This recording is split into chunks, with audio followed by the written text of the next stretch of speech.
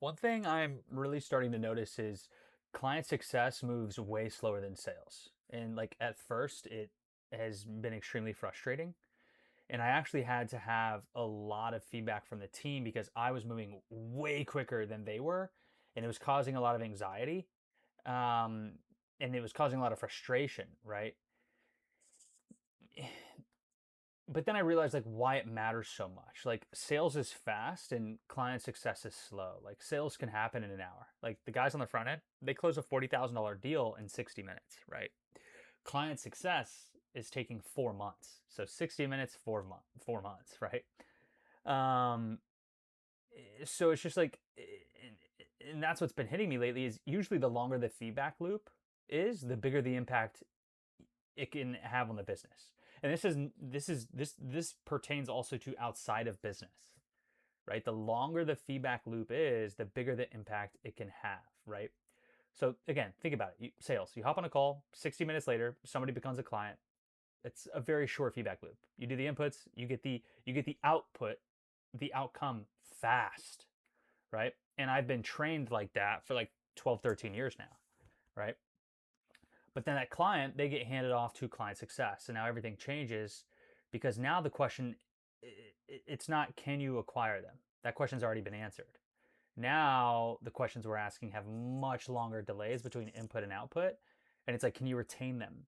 Can you serve them? Can you actually help them win? Can you keep them for 4 months, 12 months, 5 years, right?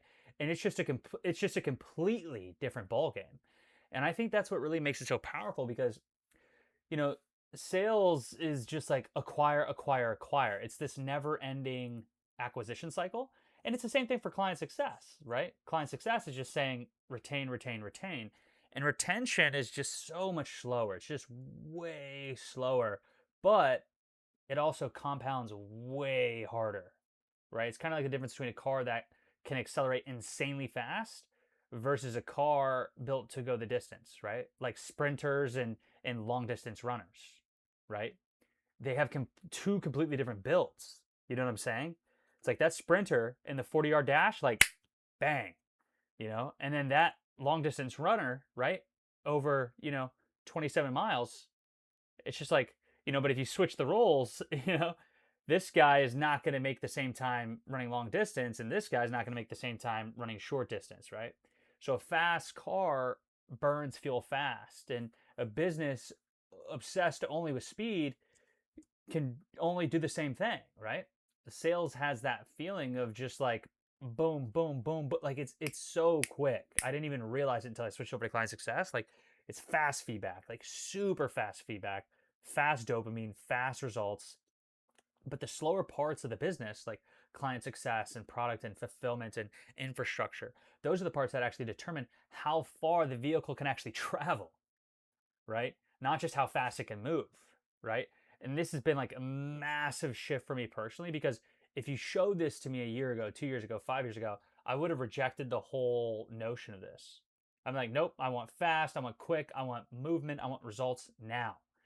And honestly, for my whole career, 12, 13 years in sales, that was the game. But I'm starting to understand something much deeper now after really understanding attribution tracking, leading and lagging indicators, inputs and outputs, right?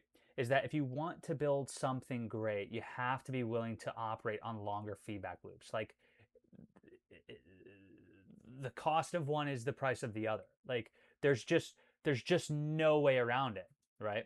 And you just can't build something truly elite if your emotional state depends on immediate results, right? I think anyone can change, right? So I'm not debating, I'm not telling you like, oh, you like, I think it's so stupid. It's like you take these disc, it's like, oh, you're high driver and high influence, Paul. And it's just like, okay, like you're meant for this. And I've just always been like, no, I'm not. Like, don't put me in a fucking box. Like I cannot stand that. So I think anyone can change, right? It's challenging for me to learn systems because that's been like my weakness, but it's becoming my strength slowly, right?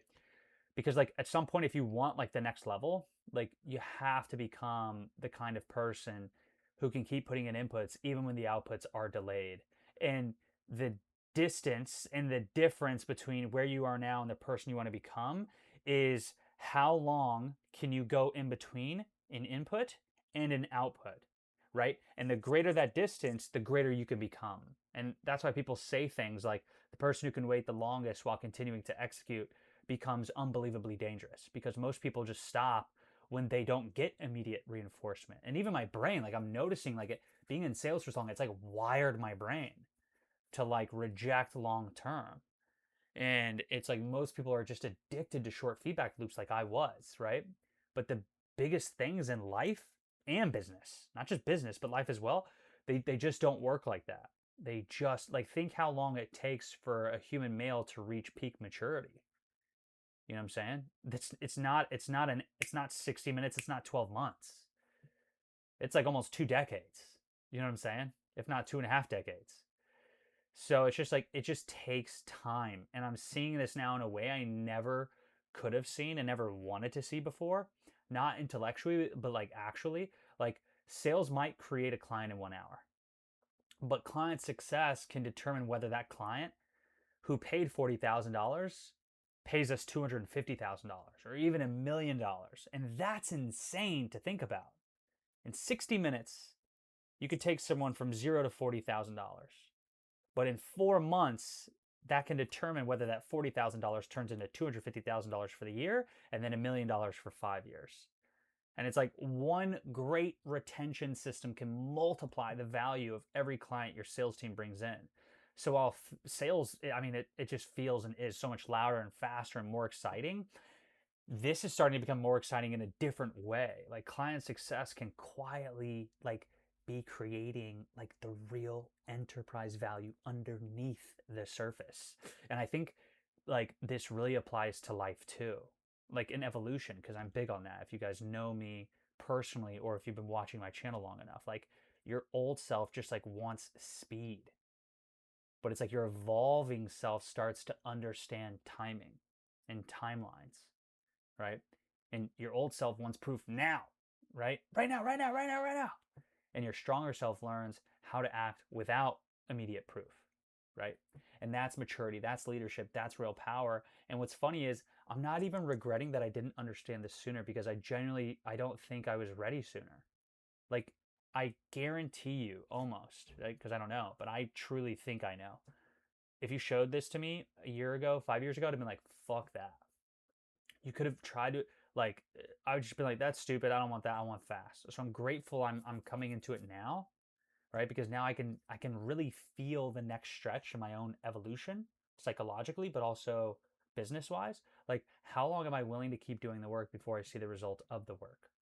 And I just think that's like I love it because Alex Ramosi says this, and it never really hit me until I got into client success. But it's just like I can see why people postpone their own greatness, and it just has to do with the inputs that you put in and the delay between when you put them in and when you see the fruition of them. And it's just like I eventually want that to be infinite, right? Because I really think that question really determines a lot. Like how long am I willing to keep doing the work before I see the result of the work? Like I truly agree with Alex now, Hermosi, when he says your capacity to tolerate the delay between input and output determines your ceiling in business, in growth, in legacy, in everything. And maybe right now you want fast results, and cool, there's nothing wrong with that. I was in that position for almost 13 years, right? But if you want to build something bigger, something more durable, something that compounds, something that can really go the distance, then eventually you have to expand your time horizon. You have to get comfortable planting seeds you won't be able to harvest tomorrow. And maybe not even this year. Because like the longer the delay you can endure between effort and reward, the more powerful you become. And that's what I'm learning right now. And honestly, I really think it changes everything. So I don't know. Maybe the real question is like, how long can you keep putting in the right inputs without needing immediate validation? You know, it's just like look at Jesus. You know, what a great. I don't even think I don't know what mindset he was in, but it's just like look look at the delay between his input, and the output, right? I mean, I don't even think. Correct me if I'm wrong. I don't even know if Christianity was made after like while he was alive or after he died. It took like a couple hundred years, and then 2,500, you know, years later, it's just like it's the biggest religion in the world. So it's just like, what inputs are you willing to put in now that, you know, won't see any fruition for 2,500 years, you know? So I don't know. Food for thought.